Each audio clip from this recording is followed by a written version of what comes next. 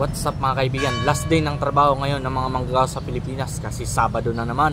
At ito ang inyong lingkod mga kaibigan, OFW sa Pinas, si Mark, ang nagtitipid na manggagawa sa Pilipinas. At lagi pa rin tayong nagbabaon sa dahon ng saging mga kaibigan para mabango.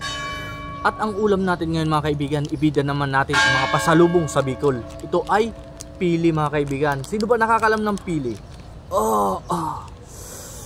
Mura lang ito mga kaibigan, 30 pesos lang, kaya tipid pa rin mga kaibigan. Pagkakasyain lang natin to kasi para sa akin mga kaibigan, special ito at masarap itong ulam. Oh, kita nyo naman mga kaibigan, oh. Yummy ito.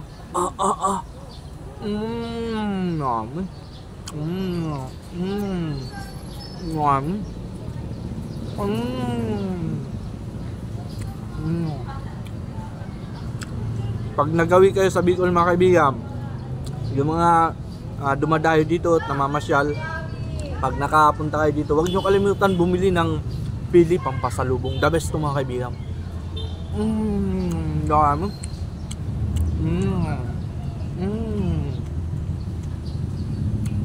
Pwede siya mga kaibigan, pang ulam, pang himagas, pang merienda, pang regalo, at pwedeng baunin pag kayo ay mag field trip, gagala, no? Pwede. Sino ba nakatikim na dyan at hindi pa nakatikim nito, no? The best ito mga kaibigan. Mga lutong Bicol ito mga kaibigan. Pasalubong galing Bicol edition tayo ngayon, no? Pasalubong edition.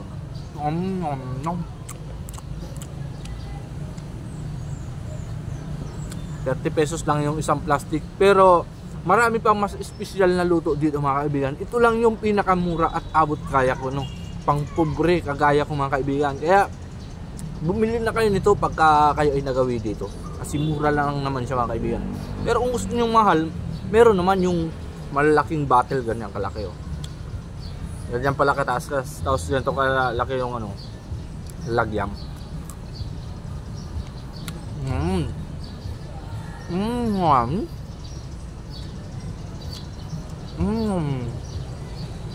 Lalo na naman tayong gaganahan nito magtrabaho mga kaibigan.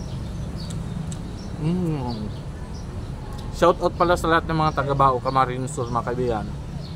Kasi ngayong araw, nasa Bao ako at nasa pwesto ako ng sentro mo ngayon. Nakapwesto ako sa sentro, no?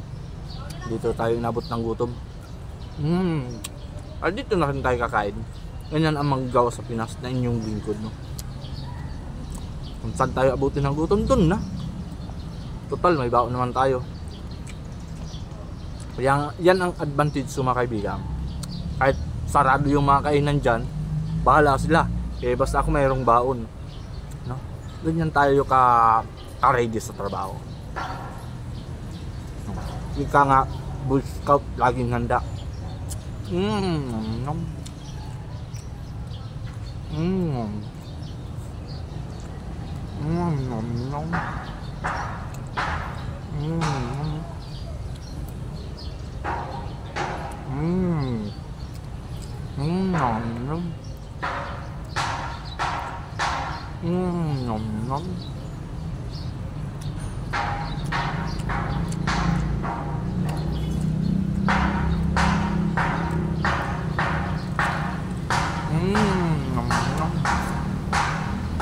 Yan talaga ito, Damax.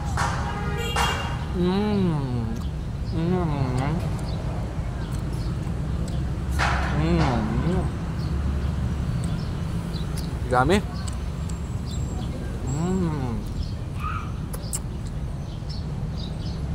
Kumusta ba yung Valentine's nyo kahapon mga kaibigan? Na-enjoy nyo ba? Kasi ako na-enjoy ko eh. Kahit tipid lang yung regalo ko kay Mrs. Worth 100 pesos. May suklit pa nga yung 100 pesos ko ng 5 pesos eh. Tinipid sa regalo pero hindi tinipid sa pagmamahal. Parang dito rin sa mga kinakain ko mga kaibigan. Tipid sa pagkain pero hindi tinipid ang tiyan. Busog pa rin mga kaibigan.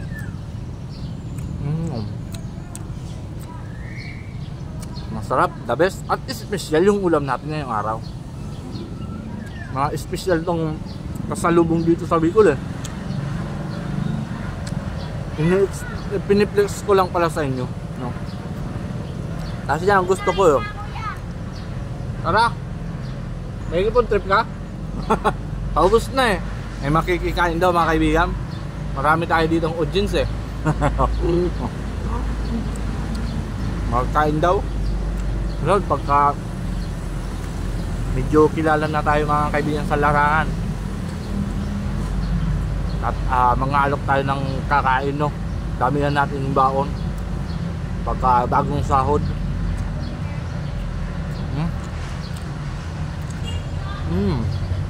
Araw-araw food trip mga kaibigan. At maraming salamat sa mga solid supporters at mga sumusubaybayan, sumusubaybay sa atin lagi dyan. At shoutout sa lahat ng mga Bicol vlogger. At ito ang inyong likod, OFW sa Pinas, si Mark. At laging nagpapaalala, lagi lang tayo magtitipid dito sa Pinas mga kaibigan, para hindi tayo mabaon sa utang. Hanggang sa muli, paalam, babus!